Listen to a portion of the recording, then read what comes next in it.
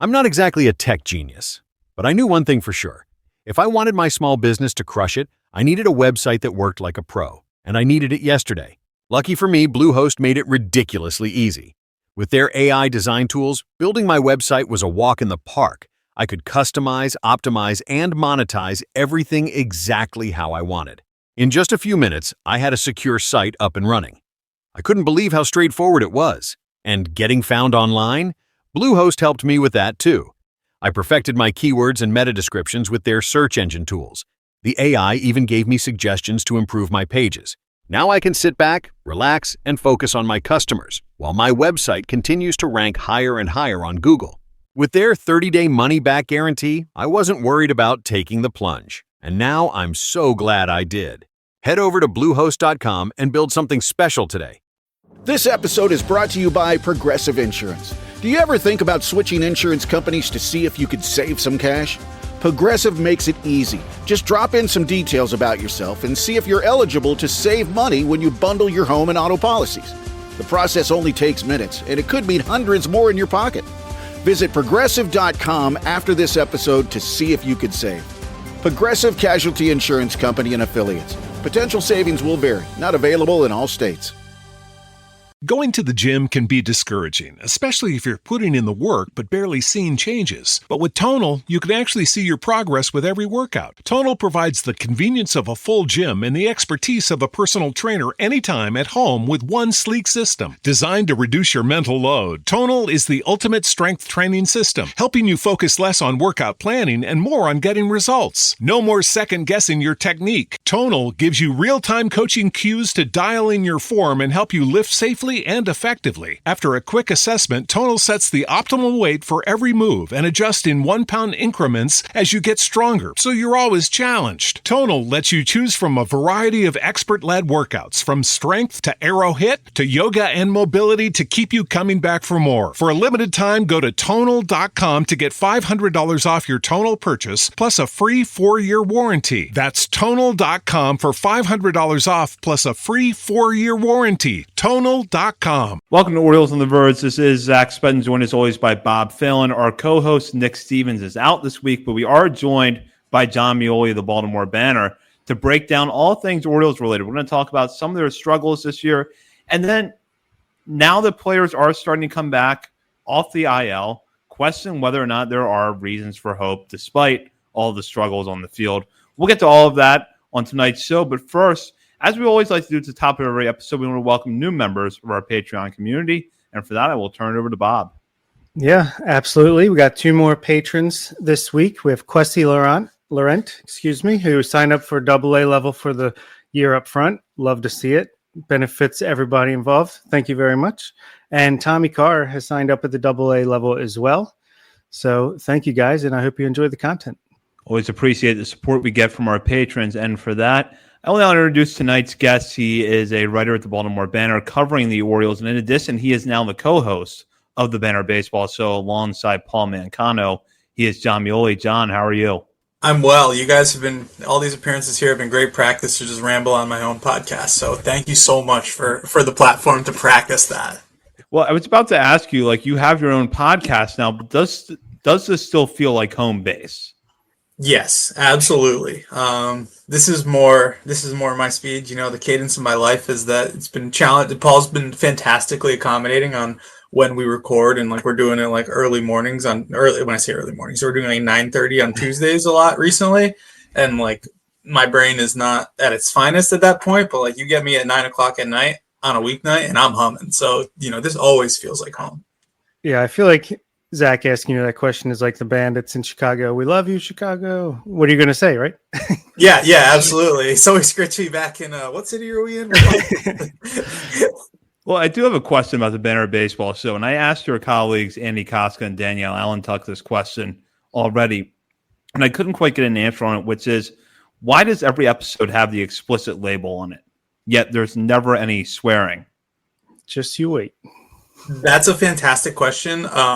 I think I said one bad word one time, or wanted to, and Paul was like, you can say it if you want to. We're allowed to, but there's just something about being in a newsroom podcast studio and I don't even know what the other morning. part of that. Yeah. It's like, I can let them fly with the best of them, but I haven't decided to do that. I haven't decided to do that on podcasts yet. But it's just good to know that I can if I want to.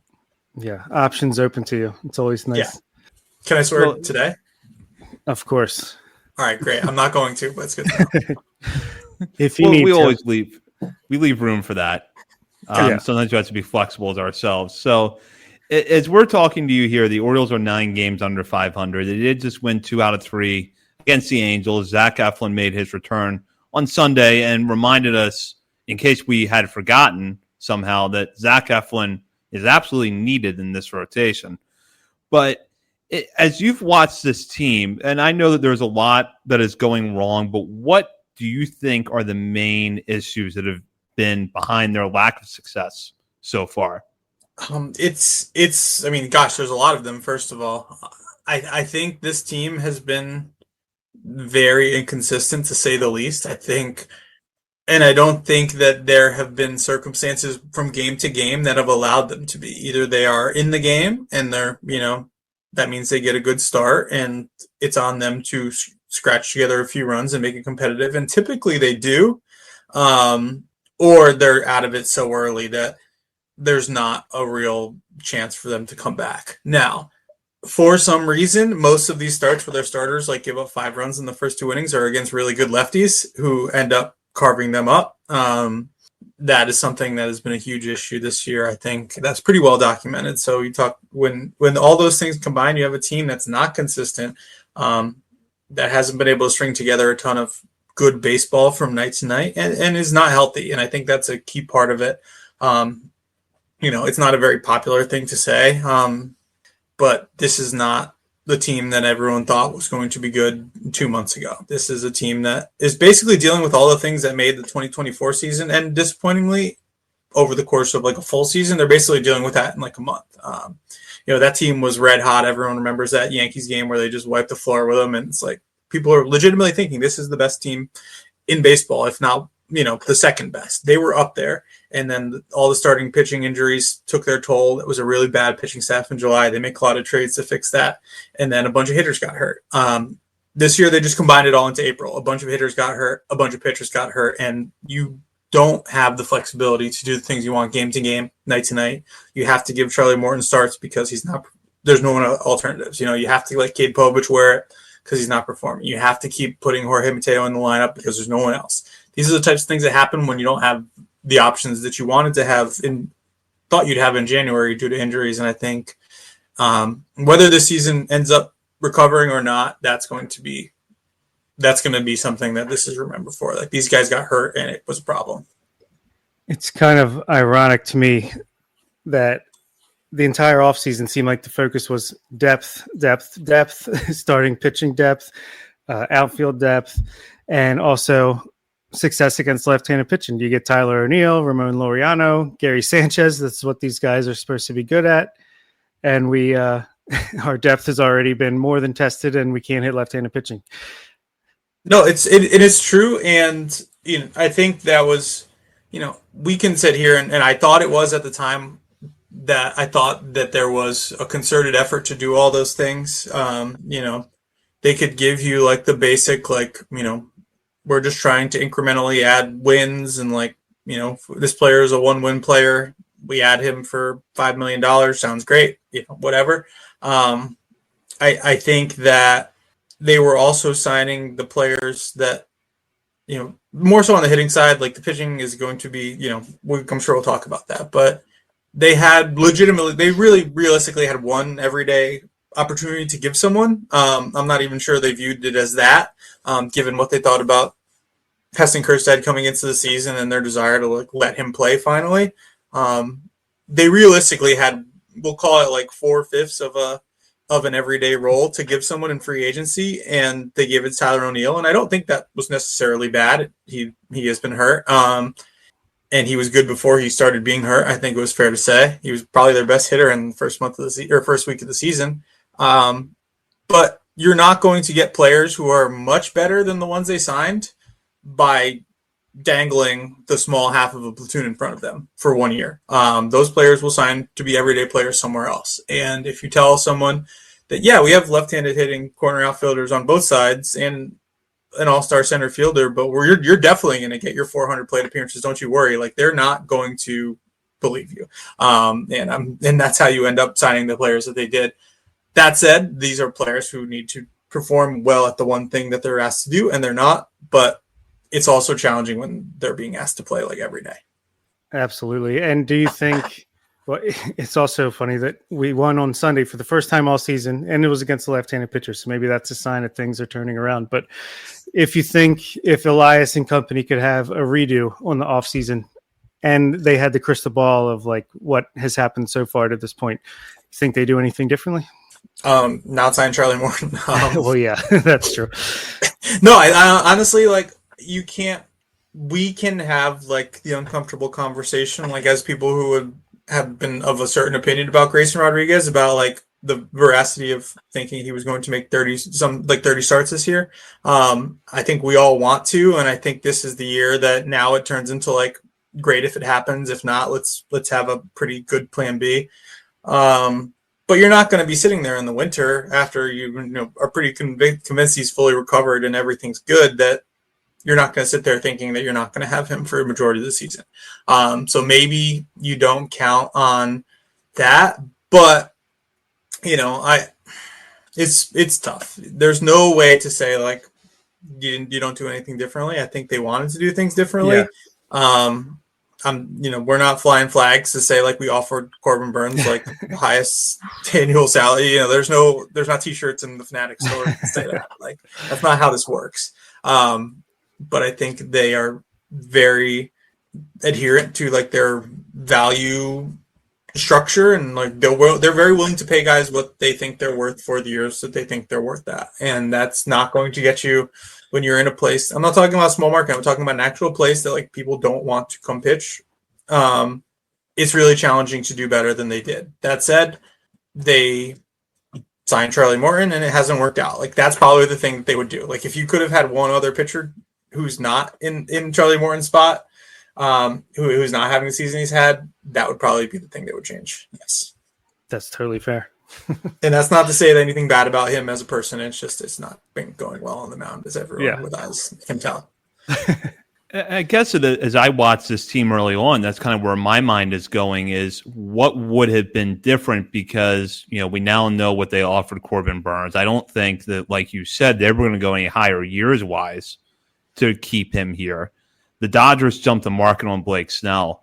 So I guess my question would be, where was the breakdown? Was it that the trade market didn't materialize the way that they wanted to, or were they never really focused on trying to replace Corbin Burns and more focused on improving the depth and hoping that at least for the first half of the year that would get them by? I think they were focused on it. My sense of their offseason is that, the Sugano signing kind of happened independently of like the big pursuits. Like, that just seemed like a thing that they wanted to do. And like, even if you're going to bring back like a horse at the top of your rotation, and bring back and Corbin Burns, bring in like somebody else of that caliber, like, you still make that signing because it's $13 million and you think it's going to work. And it's, as long as you don't, if you look at his baseball reference page, it's great. If you look at his baseball savant page, you might close it quickly, but like we're dealing with what happens in reality here. So we'll live in the moment. I think that their pursuits were, I think that they were trying to do all the things you expect them to do, which is bring back Corbin Burns, which is to be a part of those conversations with those guys at the top of the market. I don't know where they came in money-wise. I know where they came, they didn't finish first on a lot of them, let's be clear. And I think that the pivot when they made the Charlie Morton signing and said, we felt like all right, well, let's do something then. Because that was right around the time the Corbin Burns stuff started to materialize, and you're realizing what's going to happen there. So, but I think they were also in a position where they would have felt fine with it. I mean, truthfully, if we go back to 2024, the offseason, I think they would have felt fine with the rotation before Kyle Bradish blew out, or his elbow started hurting in like January or whenever that was. I think they would have felt fine with that rotation too.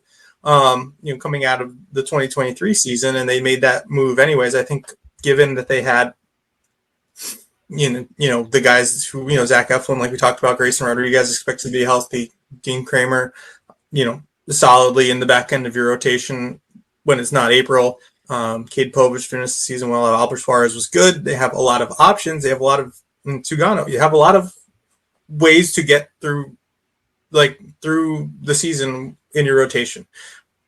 Everyone ended up getting hurt, and you end up with a really severe lack of flexibility. It didn't work. So I think, and Corbin Burns spent some time on the injury list, I believe. Like Blake Snell is receiving some opinions on his shoulder. Like these things are going to happen whether you sign a pitcher for 1 year or 7 years. This is how pitching works. So it's not to say that things would be different if they had signed a better pitcher. The pitchers that they ultimately had available for them in April were largely not doing the job. And that's kind of how this is all has to be viewed, because that's how it went. Yeah. And we talked about injuries on the position player front. It felt like Jordan Westberg was playing through an injury and then finally had to go on the IL. And obviously Gunnar basically didn't have a spring training, starts slow, striking out 30+% of the time, not really walking. And if you look from April 26th, which is approximately 4 weeks since he started appearing in games starting in AAA, he's batting .333 with an OPS over 1,000, 174 WRC plus, 23.4% strikeout rate. So it seems like he's back to being Gunnar Henderson. What else needs to happen to kind of get that consistency that we've been talking about? Yeah, and I think when you talk about Gunnar too, I looked at it last week, and I'm not sure what's changed since. I mean, it's obviously been a lot still, but I think like nearly half of the pitches he's faced were from lefties, which like for an everyday player is basically unheard of. If you're a left-handed hitter who plays every day, like just the luck of the draw for him specifically was that, and that also is a symptom of like the Orioles being down in games. Like teams can bring their best lefty in to face Gunnar Henderson, because what else do you have a good lefty in your bullpen for if not to face Gunnar Henderson? So that was part of it. I think he's still crushing righties, like insanely so. And what you're seeing on the balance is somebody who is really destroying righties and not having a good time against lefties. But I think that consistency comes from getting those guys back. And Jordan Westberg, it seems like reading between the lines, I don't think anyone, I think Brandon Hyde's like walked up to the edge of the cliff of saying it, but like basically since that first weekend in Toronto, he was not physically well. And it just got to the point it couldn't happen anymore. Tyler O'Neill said that he was having a hard time swinging and like looking towards the pitcher and like finding a comfortable place to land. Like you're not going to play well when you can't land when you swing. And Ramon Urias, like as has happened now twice in 2 seasons in a row, as he's like producing at a level that's way above expectations, he goes down, and it doesn't seem like it's going to be a long-term thing this year, but it's another issue. I think what happens when you lose players like that, and Colton Cowser has not played at all, and that's a huge blow to this team as well. I thought he was going to have a massive season, and he can have a massive 2/3 or half of a season, whatever it turns out to be. But him not being around makes an impact. And I always felt this way when the Orioles were bad and they had like 3, maybe 4 like real hitters in the lineup every night. If they didn't score in those innings when those real hitters were up, or like the guys who were hot at that moment were up, they weren't going to score for like 2 more innings because they weren't going to get guys on. And those guys would come up with runners on base, and they would think, shoot, we got to get this in because we're not going to score next inning.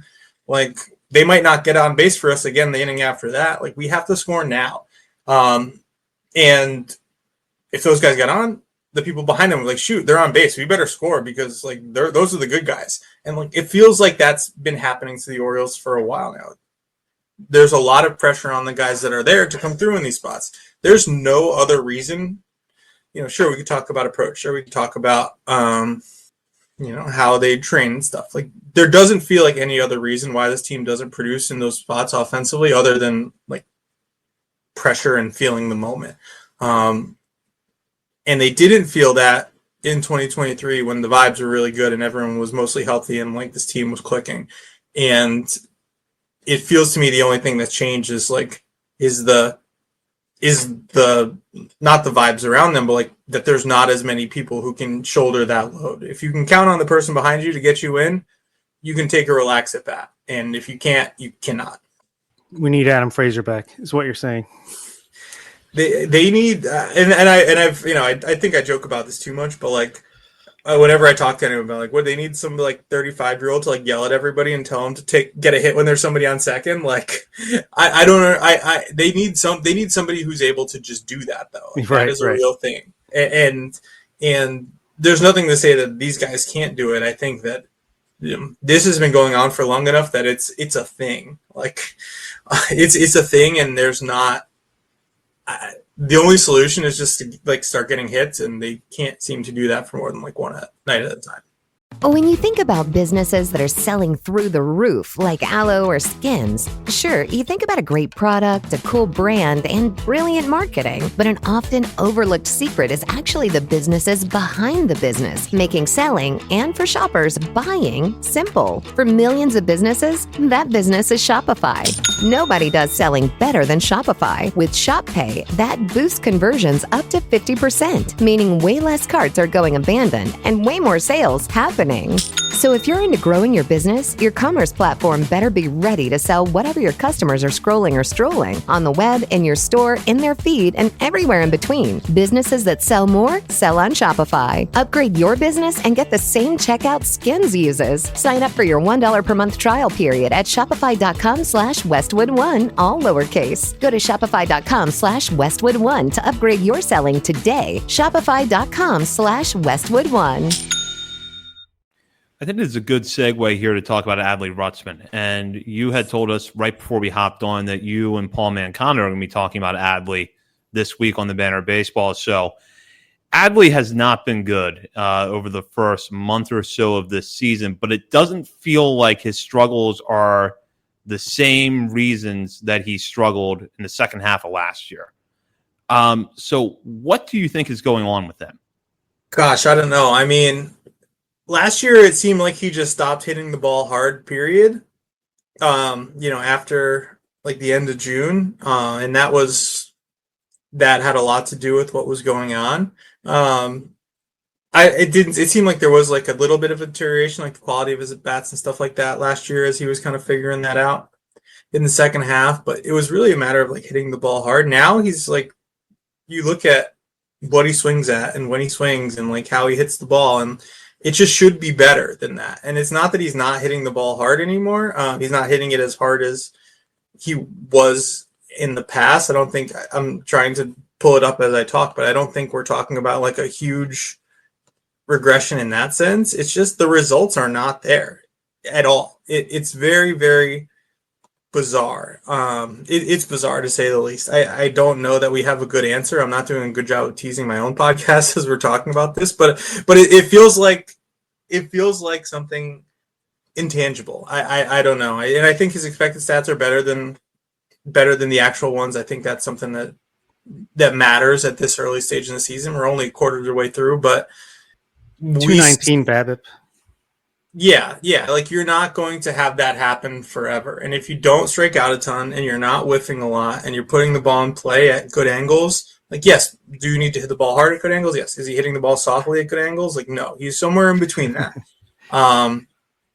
It feels to me like there's more in there because that's what the expected numbers say. And also it feels to me like there's more in there because we've seen more from him.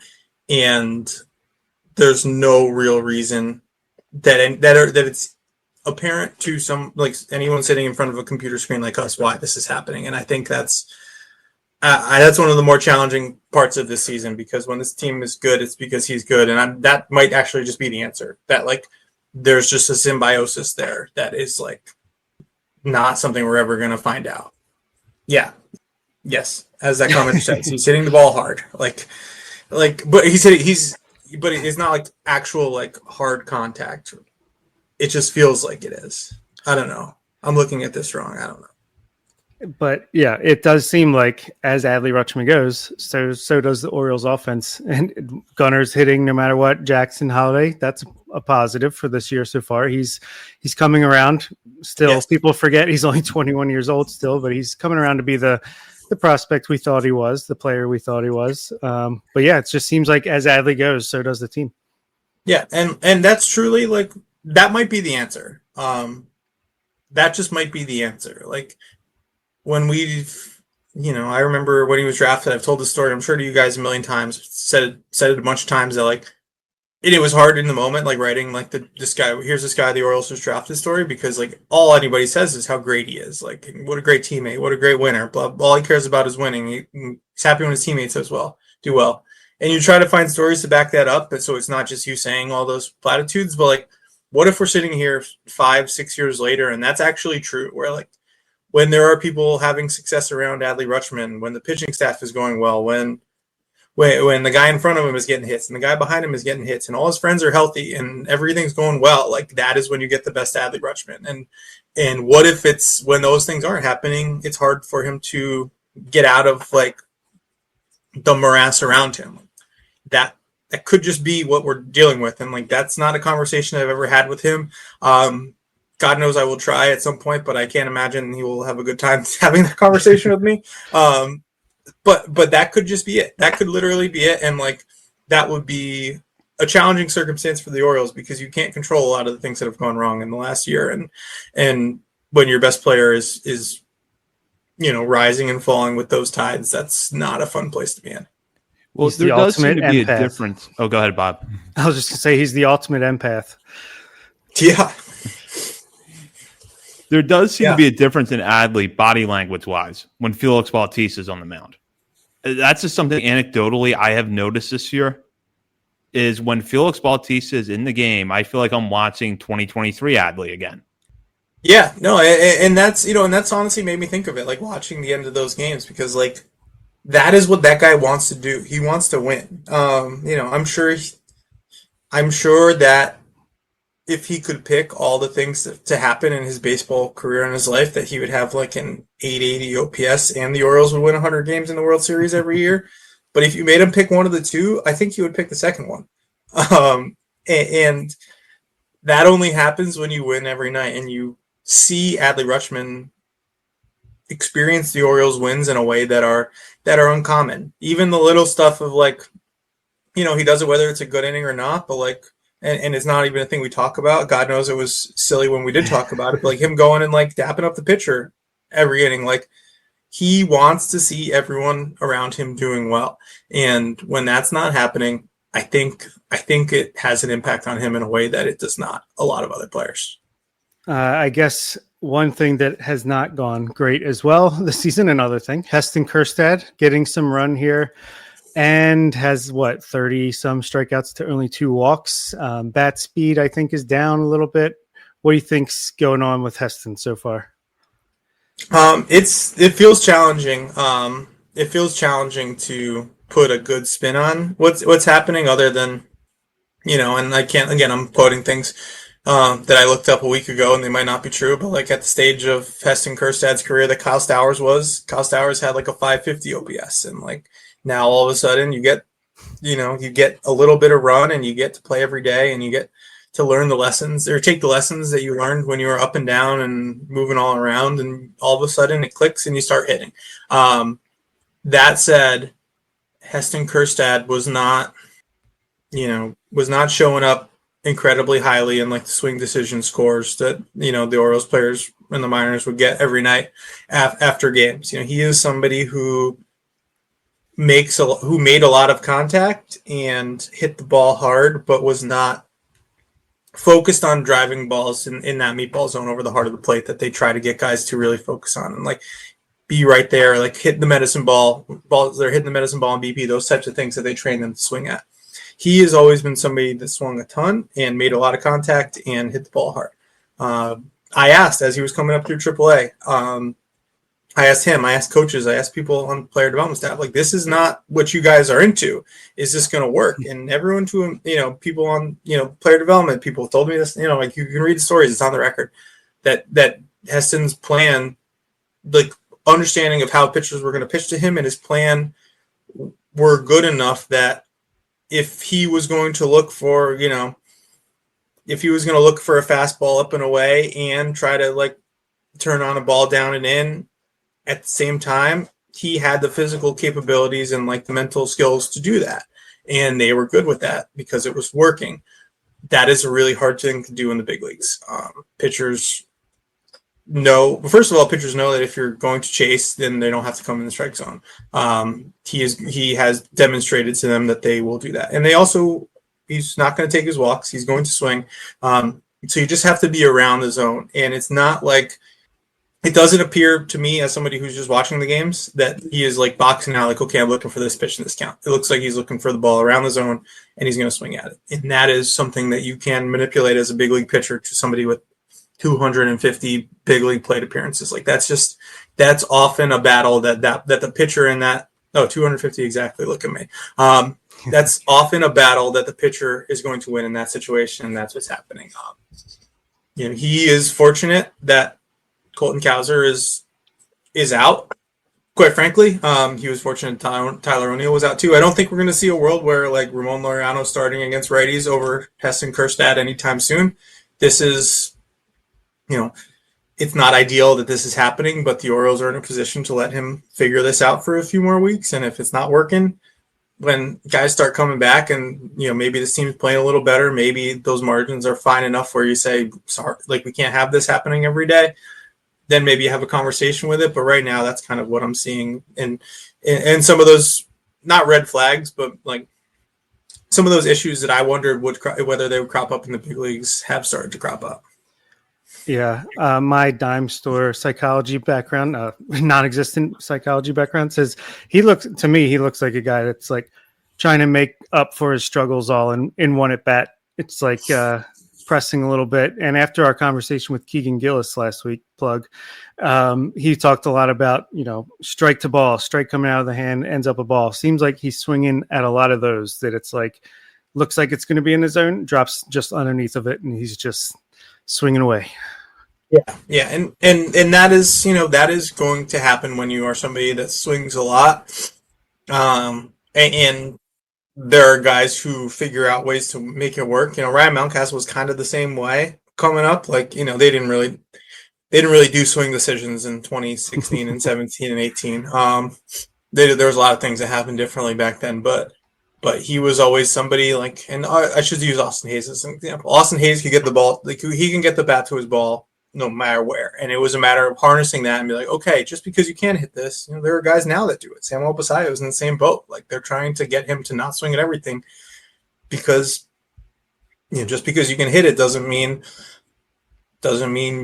you should. That was described to me in Enrique Bradfield Jr. I'm just naming names now, but like he was basically told at some point last year, like, don't swing at anything you're not willing to end your at bat on because you can make contact and you will make contact. And if it's a pitch you don't want to end your at bat on, don't swing at it because there's a chance that the ball's going in play and like that's going to be the last pitch you see in for 45 minutes. And like that is a skill that the Orioles value to be able to put your bat on the ball like that. And it's a skill that needs to be honed because you can't play like that in the big leagues and have sustained success unless you're really, really, really good at it.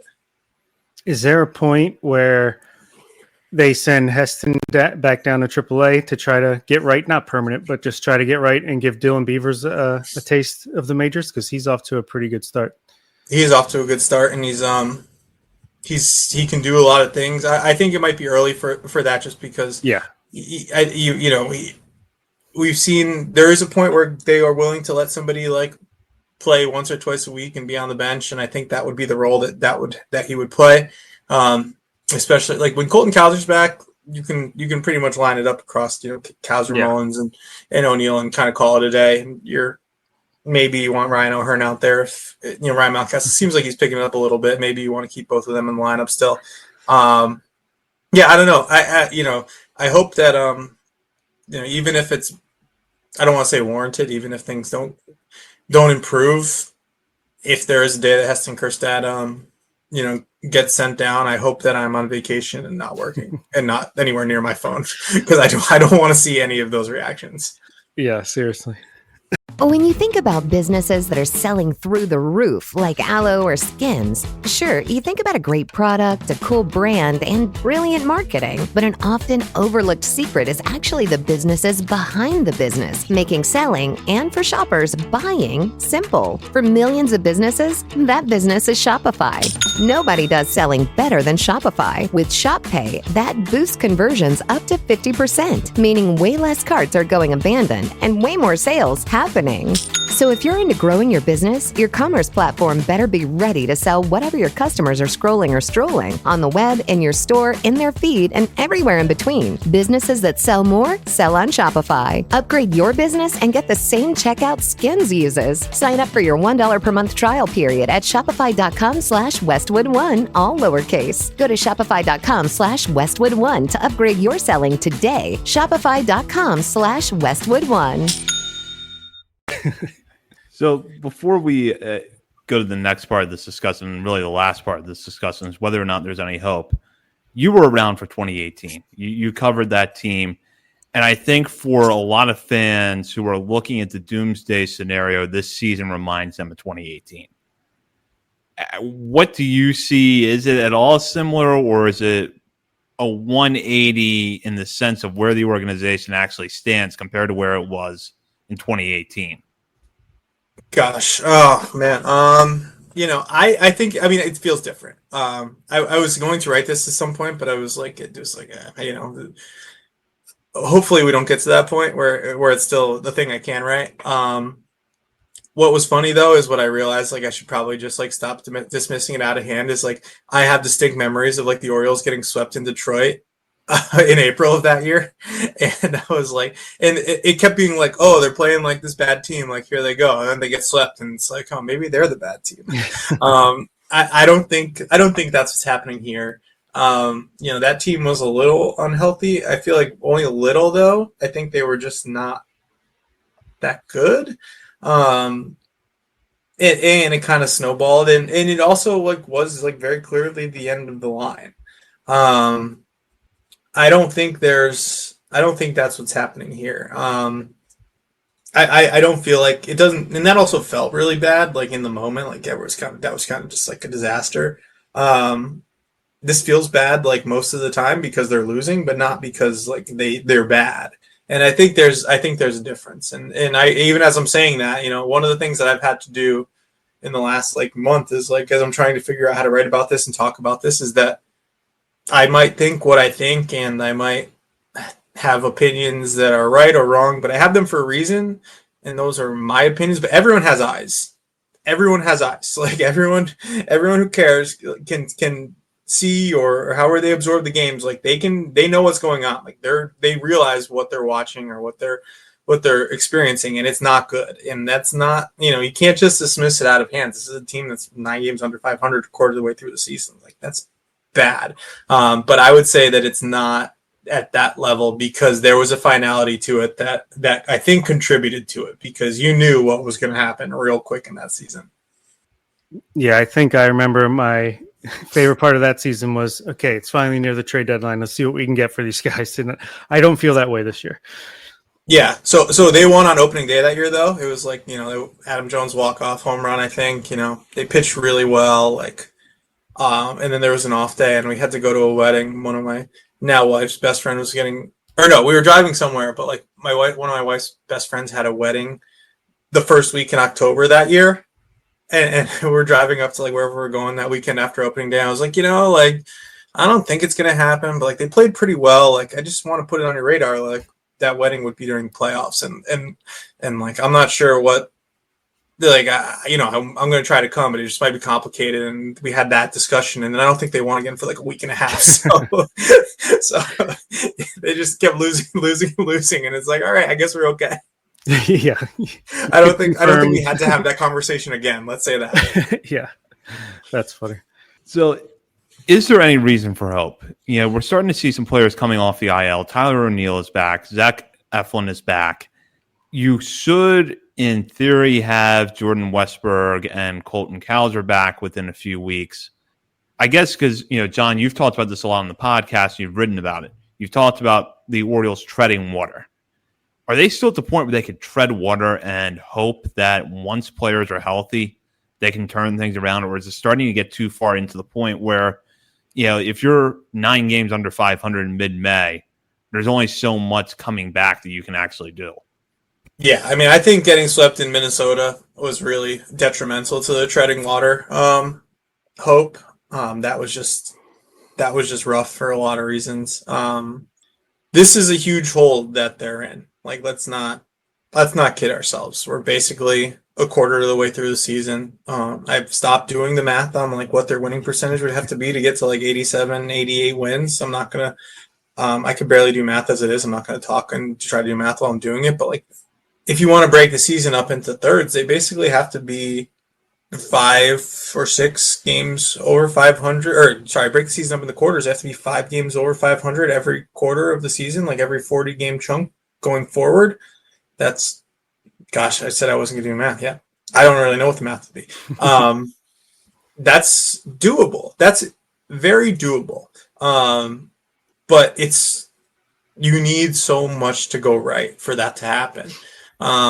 You need a lot of things to go right. You need to be healthy. You need to have everyone be at their best. And we've seen guys who are healthy have slumps, and guys who are healthy get hot. But the working theory of this season, 2 months ago, was that they're going, and Michael Elias said this himself, I think, on the New York Post podcast or whatever, like, they thought they'd have a really good offense, and they'd have a really good bullpen, and they pitch well enough. Like, they still can do all those things. Does that mean you're going to win? Gosh, I don't know. Does that mean they're going to win 72 of their last 122 games? Basically go like 72 and 50? I don't know. I said no math, but like, that's, you could easily do that, and that would also be like really hard to do, because these losses all count. So there's reason to hope. If you thought this team would be good, you haven't really watched the team you thought would be good for very long this year. So, have at it. I'm struggling with this to an extreme level, like personally and professionally. So don't take my advice. I'm trying to write my way out of it and write through it and like write what it's like to do that. And that'll be out hopefully soon. But like, I'm sure you guys are wondering the same thing, because you're following along and you're watching the games and you're seeing more often than not, it's not good. And you can't, sometimes you got to listen to what teams tell you they are. And this team has been played like a team that's, even if they are hurt, like, they're not playing like a team that is as constituted, is much better than their record has shown. Yeah. For me personally, the Astros last year were 12 games under 500 on May 11th, and they end up winning 86 games and making the playoffs. But it's getting to that point where I feel like if it's going to happen, it's got to happen now or this month, especially with the quote unquote weaker schedule for this month. You got to at least make up some ground, and then hopefully Kittredge comes back. And, it seems like, the rotation in the second half, the last 2 months of the year, could be really, really solid with Eflin, Bradish back, potentially Grayson back, potentially Sugano, maybe Povich has worked out all the kinks. But yeah, it's been really tough. It's tough to find hope right now, but I think there is hope. I don't think the season is over by any means. Hopefully the players aren't thinking that way, but as fans, yeah, it can be tough, because it has been. Yeah, no, it's been incredibly tough. Like, these guys are also young enough to the point that like they're going to get paid for their production, so they're going to be, there's one game where Brandon Hyde was like, we need guys to take selfish at bats, like when we're down, and like, just go out and like, if you want to get a hit. Like, right. It doesn't matter if you're down by 10 runs, like go out and like drive the ball and do something. And like, these players will be motivated to improve all the same. I'm looking at my phone right now. Like, this team, like, I feel like there have been games when they've fallen behind, or I'm sorry, like led and then lost, but more often than not, like, they are holding leads. They are doing an okay job, like, when they are leading. I'm looking at the game notes right now, and yeah, led after 6 innings, 13-1. Behind after 6 innings, 0-21, which feels insane. But yeah, but like, there's a world where this team just doesn't like fall behind as early and as often as they have, and and you say, okay, like if we're in games, we have a chance to win them. But and I wrote this a couple weeks ago, and it felt like dumb even having to say it, and it felt dumb like it hadn't even occurred to me. But like if you're saying every night that like, sorry, we're down by 6 runs, like what are you going to expect us to get some hits? Like that's your season at this point. Like you are down by 6 runs, you are down by 7 runs. Like are we supposed to expect you to come back when we can't expect you on a nightly basis to like get some hits when you're down? And like that is a challenging thing. Once I realized that, I was like, oh shoot, like that was a realization that I didn't think. That was a realization that that hit me hard. Yeah, it's very very poetic that that's been the season, and that is the season. So if you can't do it on Tuesday night, how are you going to do it for the season? Right. And with that, now we will go into our final segment of the night. Last call brought to you by Checker Spot Brewing, located at 1421 Ridgely Street. Checker Spot is not too far from Oriole Park at Camden Yards, making it the perfect place for a pre- or post-game drink. And you'll have plenty of opportunities to get there this week with the Orioles in town in the homestand against the Minnesota Twins and Washington Nationals. And while you're at the game, be sure to check out the beer stand behind home plate, where you can get one of Checker Spot's signature beers, The Bird is the Word. And now we'll go into the final segment here, where where we shout out players outside the top 30 portion of our top 50 list. And John, we'll give you a little bit of leeway here, since you're joining us, to recognize something they've done recently, whether it's been a good game, a good week, or just something interesting in their stat line that we want to talk about. So we will pivot here now to the minor leagues. And as a note, in our episode later on this week, we're going to talk about Nestor Herman's promotion to Double-A Chesapeake, as well as Levi Wells' really dominant start there. But John, I'll start with you here. Any prospects you want to shout out before we wrap up? I missed the Nestor Herman promotion. That's exciting. I think that it's really fascinating how, if we want to talk about I think Braxton Bragg is probably in your top 30 at this point, but I'm sure you've talked about him a lot. He was not in any. He was part of one of those guys you talk about like when you're done with making the calls for like the Baseball America list. Like everybody loved how he pitched. He was in the zone a ton. He had ways to get guys out, but the fact that he didn't. And he didn't get promoted last year because this Delmarva was where the innings were for him. Like there was a lot of pitchers in Aberdeen, but for him to be on the development trajectory that he's been on and be able to honestly improve at the level that he has, basically add 2 miles an hour to his fastball, adding every season, adding pitches, still be able to command the ball really well. He's somebody that they're really high on the organization. I know this doesn't count as going outside top 30. I basically had to move my sliders and be a little more big league focused than I typically would be given everything that's going on. But I am really trying to get out there and see him, and somebody who would definitely probably still be outside is Ryan Long. I think that the fact that he's having some of the success he's having, he's always somebody when I watch him pitch and I see him, remember there was a big league spring training game I watched. I've seen him pitch a few times, but there was a big league spring training game where he was pumping mid 90s, and I was and we've talked about this a lot, but I was thinking 8 years ago, this guy's probably one of the 3 best pitching prospects in this organization. And he's he's doing a really good job of getting guys out in Bowie. I'm fascinated with that whole group of him and Trey Spray and Alex Pham. What's it going to take for them to get out of Bowie? And I think he's making a pretty good case for himself to do that soon. Yeah. Well, and Braxton Bragg, I won't spoil it where he ended up in our first patron exclusive top 50 update, but he did have the biggest rise from 1 month to the next in the history of the show. So yeah, he's in my personal, I think he's number 10 on my personal list now. He's just a different pitcher this year to me. Completely valid too. I mean, it seems wild. And the idea, the fact that could happen, we can have a long conversation about the pitching going on around here, but I think the fact that somebody can do that and they have brought this player to where he is a sign that things are happening that should happen. Absolutely. I guess I'll hop in now. I went really deep this week. My pitcher is Trent Terzinski, who is a relief pitch prospect, 24 years old, just turned 24 on the 11th. So happy birthday, Trent. But he's just pitching phenomenally in low A Delmarva. He should probably be in high A Aberdeen or even double A Bowie in a normal, not as deep system, especially with the log jam at AAA with a bunch of 4A guys. It's semi-frustrating, but semi-understandable.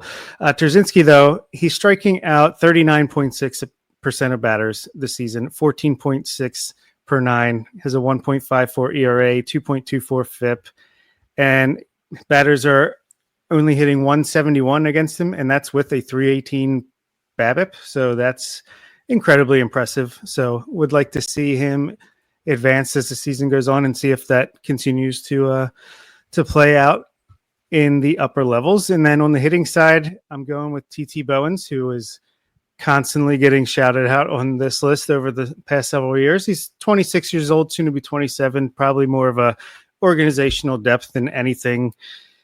Not much of a prospect, but he did have a return. He went down to AA, went 0 for 15 with a few walks, came back up because they needed him, and just like blasted a home run, a triple. Like he's just hitting for power. He's got a 365 ISO, 1.9% walk rate, batting 250, 129 WRC plus. Just an interesting line, and yeah, he's having success in AAA. That's pretty cool. I'll jump in now and shout out my two players. I'll start with my pitcher. Jack Crowder made his professional debut on Thursday. He was a 9th-round pick out of the University of Illinois in last year's draft. Pitching for Delmarva, Crowder threw 5 shutout innings against Myrtle Beach, striking out 5 while walking just 2 and scattering 3 hits. This is someone that I'm intrigued to see what he does. A senior sign out of last year's draft, 22 years old.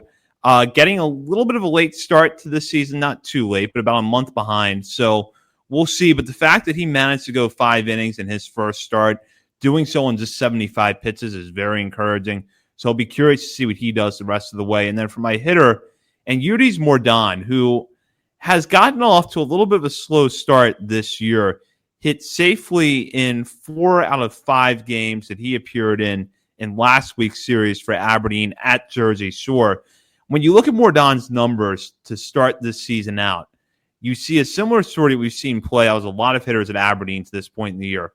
Low batting average, strikeout rate a little bit high, WRC plus, way down there. Right now sitting at 68. But for some positives, Mordan last year after his promotion to high A, in 65 plate appearances, walked just 4.6% of the time while striking out north of 35% of his plate appearances. So far, through 84 plate appearances, he's gotten those numbers trending in the right direction. 9.5% walk rate, 28.6% strikeout rate. Still way too high for what you want to see, but at least moving in the right direction. So hopefully it's a sign that he can be a guy that climbs out of his slump a little bit as we get later into the season. And still just 20 years old. That's the thing with these international guys as they're coming up. You're like, oh, I've seen this guy struggle at Delmarva or Aberdeen for 2 years now. Oh, still only 20, 21 years old. So it's just we, as Orioles fans, we're still learning the development process of the international players, I think. And John, I'm happy to say we're going to have you on our second episode this week to talk about something a little bit happier, which is what's going on in the minor leagues. Yes, it's been, I will say that last week with Aberdeen and Bowie both out of town and the big league team out of town, like I could have really used the trip to the minors last week, and I felt it in my body that I didn't have that available to me. We'll talk about that a little bit more later on this week. In the meantime, you can check out our many social media channels, including Facebook, Instagram, Threads, TikTok, YouTube, and X. We're also at Twitch. And you can find us at Substack, oriolesonthebirds.substack.com.